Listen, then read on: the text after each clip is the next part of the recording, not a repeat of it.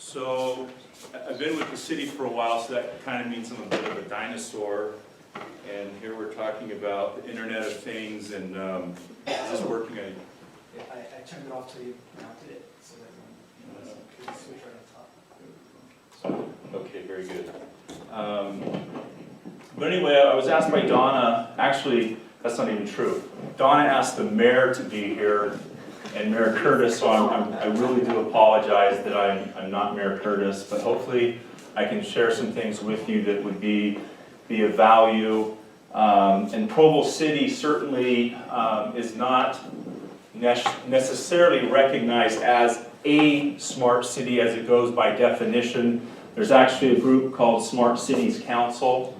You can find a lot of their information at smartcitycouncils.com, and borrowed heavily from them, sharing some of the things that they're doing or some of the things that they're curating and seeing that's happening around the country.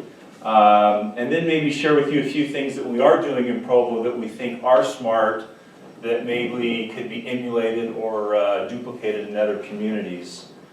But starting out with, I'm not a technology person, but I do aspire to use technology more often.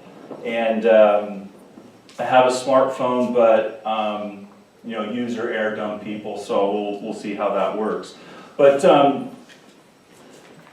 the Smart Cities Council is a group of individuals, think tank and otherwise, that really wants to move the needle for the use of technology in our communities.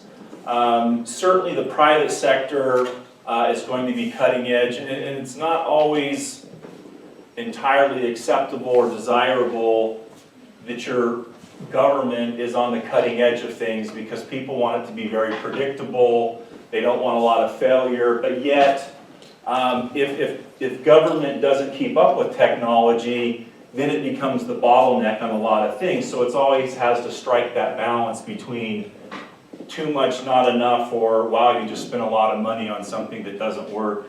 Let the private sector take that risk, they'll get the reward. We just want the predictability of that.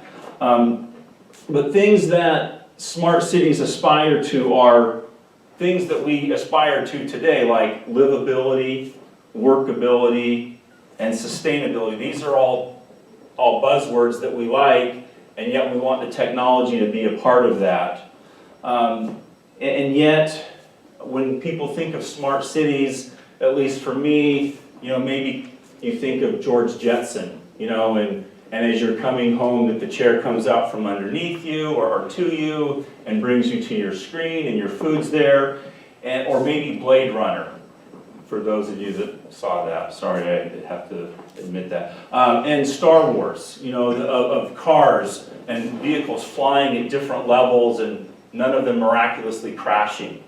But yet, we expect that someday technology will provide more for us, so our life continues with the benefit of that technology. So for example, in Forbes magazine recently, AT&T made some pretty big announcements about a project that promises to bring everything from traffic monitoring to electric grid management to gunfire detection into one comprehensive ecosystem. That's pretty cool stuff. And obviously in larger cities is where this will be rolling out, because they have the densities, they have the funding, they have the political capital to attract that. But we would hope that even in communities like Provo, going down to Payson, Santaquin, Eureka, for those that know those communities, they want some of that too, right? And so making this available is what all this is about, and it's going to start in the larger cities, and eventually it will trickle down. And so the primary benefits of cities are safety and efficiency. More connected cities can respond faster to everything from crime to natural disaster, to terrorism, to prevent waste from things like undetected water leaks. Again, having those sensors, the Internet of Things, makes that all possible. The United States Department of Transportation in order for them to promote this, has a Smart Cities Challenge where they're offering $40 million to a mid-sized community, and the competition is based on communities coming up with systems or programs or proposals on how they can use the Internet of Things to make transportation safer, easier, and more reliable. Again, they will, the Smart City Challenges will provide the opportunity to highlight the role of public-private partnerships in addressing our transportation challenges. Ideally, the winning city will view intelligent transportation system, connecting vehicles with automated vehicles to the next logical step in existing robust transportation infrastructure. It would aim that cars would talk to each other. You're too close. You can go faster. For those people that like to run the yellow light might stay a little bit longer. So this is where our local government is challenging communities using technology to make them better. Maybe in driving here today along I-15 or in some of our intersections here in the local streets, you see these little white cake pans that are sensors. It's not big government. That's something that Wavetronics, it's a local company here in Utah Valley, they've developed with infrared sensing devices that they can cue the traffic so that traffic moves more smoothly. It can actually tell you that if you're approaching an intersection at a certain speed and that they know that you'll get there right in the middle and will turn red, it can keep that light yellow just a little bit longer. Well, I do encourage, though, that you slow down and come to a complete stop at some point. But again, the technology is there that will allow us to do that. So how do cities get smarter? For example, in London, which provides a host of smartphone apps to help travelers find their way around the city, to book cabs and bicycles, take part in cultural activities, events. Tourism websites guide travelers to download the most useful apps before they even leave. Then telling you where all the Wi-Fi hotspots are. In Singapore, you can actually, for $15, you can get a SIM card so that when you're using the apps there, and if you're an international traveler, you're not going to be charged for extremely high cost because you're doing business outside of your local calling area. Again, this is a way that communities can facilitate and make their communities smarter. So let me share with you some of the things that we are doing in Provo that would at least give an example of what we're doing. So this last Tuesday, Mayor Curtis gave his State of the City address. He typically does it in an auditorium about this size. But this time he did it was completely virtual. So they did it through Periscope, Facebook, Twitter, Instagram, and Snapchat. In an audience like this, maybe there was 100 people. That was about the turnout for cities for State of the Cities in the past.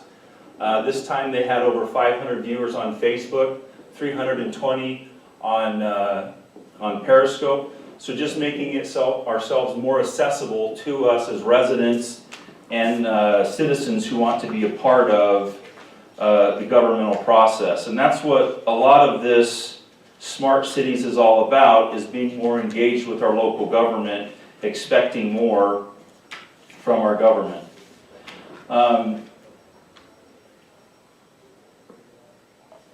So Provo City in the past has had over 200 different software programs, none of which would speak to each other, not integrated at all. The city is now moving towards what we call Provo 360, which is an ERP solution which is integrated, it's scalable, it's transparent, and it's open where it needs to be. I mentioned the State of the City. Let's see here. Provo City has rolled out what we call the Provo Pulse program, using groups like Qualtrics. We're surveying our citizens on a regular basis so we can get real-time feedback and not have to wait for a phone call into the city, that they can share that information now. The mayor's blog, the council's blog, The city is reaching out wanting that feedback. If any of you have used Utah County maps, getting map information, county data for parcels. The city also has an advanced metering infrastructure, the AMI. This allows the city to monitor consumption both on the power level and the water, just as an example. Last fall I turned off my sprinkler system, or thought I had. A couple weeks later I get this notice in the mail saying, hey, we detected a leak. You may have a broken water line on the city side or on your side, we don't know. So I went out, turned off the water, sure enough it wasn't shut off all the way. This is something that could run for months, not costing me a lot of money, but just wasting water. The other thing that it can tell you is who's flushing the toilet at 3 o'clock in the morning. So now we start getting into, the city can sense these things, and now we get into questions like, well, how much public information do we really want out there? How much privacy are we willing to give up in our smart cities? Because now they can detect a lot more of what we're doing, and that's a balance. And so now we have some ethical questions of how much do we really want to make available to the government? And it is local government, right? Which is not maybe as bad as the federal government, but it's still somebody else, and are we comfortable with that? Smart Cities Initiatives allows us to communicate with our elected officials. It requires civil and civic engagement for a diversity of ideas and concepts that we would share. How many of you know who your elected officials are? Have you ever contacted them before?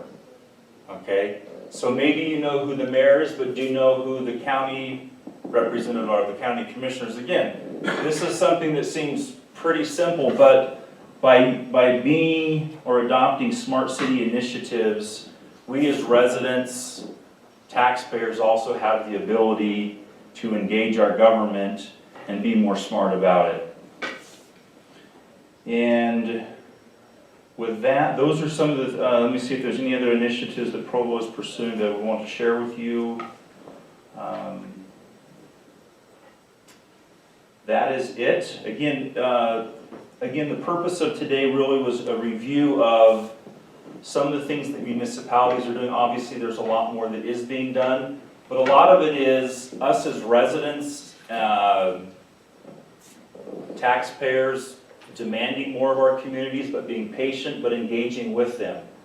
I guess the last thing that I would end on, there's a group called Code for America, where programmers go in, work with communities, find solutions, understand problems, and then see if they can use technology to find those things. And it can be as simple as identifying potholes or lights that are out in your community, which then goes to the bottom line of your quality of life.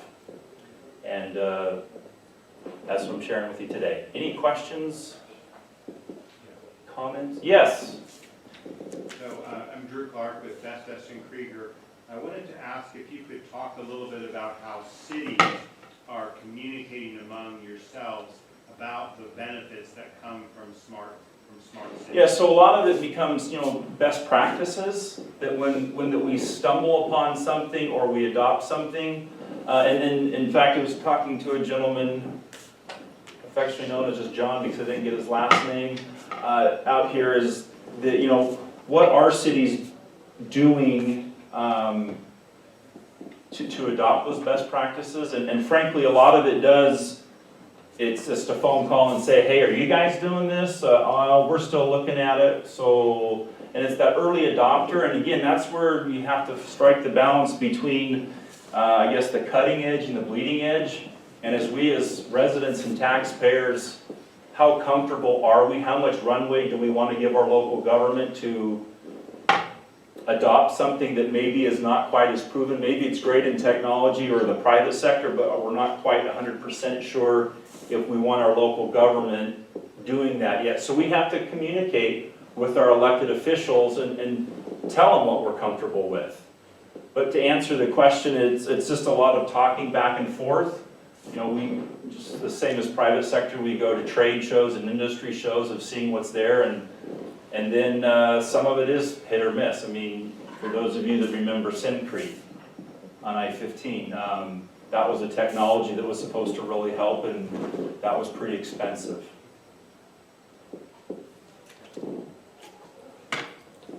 Any other questions? One more? Okay. So you talked about the Provo 360, is that an initiative from Provo City and then you have done? Is it something you adapted from something? No, this was just a realization that we had 200 software programs that were custom written, they weren't scalable, they weren't meant to last a long time. And so it is a software that will allow us to be integrated over a lot more of what we've done in the past, to be able to track business licenses, building permits, ambulance fees, and just be more smart about and more efficient in what we're doing. And again, hence the 360, that's a term that we came up with, but it is an ERP that we're working with a group that we went through a pretty extensive process of, again, how can we be better, how can we be more efficient using the technology. I mean, it's great to have Google Fiber, but what do you do with that? And so there's a higher, I guess, level of expectation that we will be smarter, and it's been long enough that it makes sense now that we need to be fully integrated rather than having all these disparate systems. Okay, thanks Dixon.